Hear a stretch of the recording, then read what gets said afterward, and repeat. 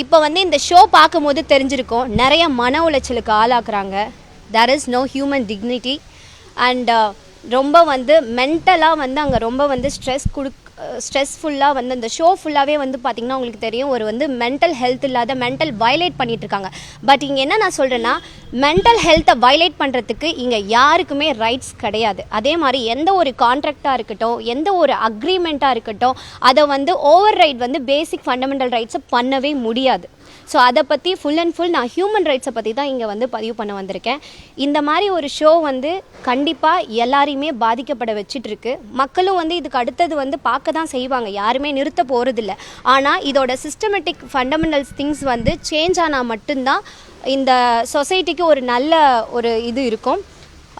Because நீங்களே பார்த்துருப்பீங்க, இன்றைக்கி வந்து ரெட் கார்டுங்கிற ஒரு விஷயம் வந்து நடந்திருக்கு, எல்லா இடத்துலையுமே இது ஒரு பேசப்படுறாங்க. ஆனால் நான் என்ன கேட்குறேன்னா, ரெட் கார்டு கொடுத்தாங்கல்ல, ரெட் கார்டு எதனால் கொடுத்தாங்க? இந்த வயலன்ஸ் வந்து தடுக்கணுன்னா உள்ள பிக் பாஸ்குள்ளேயே இதை தடுத்துருக்கலாமே. எல்லாத்தையுமே இங்கே கட் பண்ணாமையா போட்டுட்ருக்காங்க? எல்லாமே 24/7 லைவில் தான் ஓடிட்டுருக்கா. அதெல்லாம் கிடையவே கிடையாதே. நான் உள்ளே வந்து பார்ட்டிசிபேட்டாக ஒரு கண்டஸ்டண்ட்டாக நான் இருந்திருக்கேன். அங்கே எல்லாமே கட் பண்ணி தான் போட்டுட்ருக்காங்க. எல்லாமே வந்து அவங்க லைவில் அப்படியெல்லாம் காட்டுறதில்ல. அப்படி பார்த்தா நான் பேசுனது கொஞ்சம்லாம் கட்டில் தான் வந்திருக்கு. நான் என்ன சொல்ல வரேன்னா, எல்லாருக்கும் ஒரு லைஃப் கிடைக்குது, லைஃப் கொடுக்குறாங்க அப்படின்னு தான் போகிறோம். பட் அது எல்லாருக்குமே வந்து கிடைக்கிறதில்ல. இங்கே சீசன் 1லேருந்து எடுத்துக்கிட்டால் இப்போ சீசன் 9 வரைக்கும் நிறைய பேர் பேசாமல் ஒளிஞ்சிருக்காங்கன்னு கூட நான் சொல்லலாம். பிகாஸ் ஒன் சைடட் அக்ரிமெண்ட் தாங்க நான் அக்செப்ட் பண்ணிக்கிறேன்.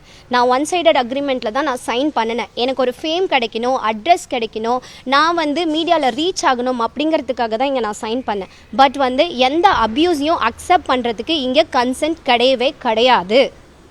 ஸோ நான் அக்ரிமெண்ட்டை சைன் பண்ணது என்னோடய ஃபேமுக்காக இருக்கலாம், அட்ரஸ்க்காக இருக்கலாம், ஏர்னிங்காக இருக்கலாம், எல்லாமே தெரிஞ்சு கூட பண்ணியிருக்கலாம். ஆனால் வந்து ஹியூமிலியேஷனுங்கிறதுக்கு இங்கே நான் சைன் பண்ண கிடையாது. ஸோ அது அங்கே வந்து there is no human dignity. Mental harassment ரொம்ப அங்கே அதிகமாக இருக்குது. அண்ட் வந்து எமோஷ்னல் ஹார்ம் இருக்குது. எவ்வளோ பெரிய என்டர்டைன்மெண்ட் ஷோவாக வேணாலும் இருக்கலாம், பட் அவங்க வந்து கண்டிப்பாக வந்து